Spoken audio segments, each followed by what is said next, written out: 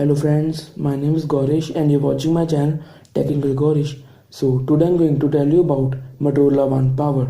So without wasting any time, let's start the video.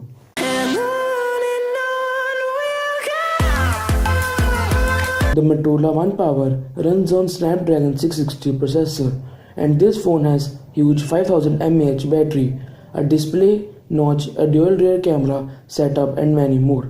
If we talk about the price of this phone comes at just rupees 16,000.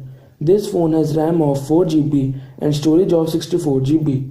You can buy this phone at Flipkart and the sale will begin from October 5.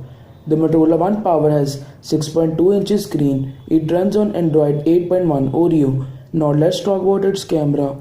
The phone has dual rear camera 16 megapixel and 5 megapixel with support of 4K video recording as well.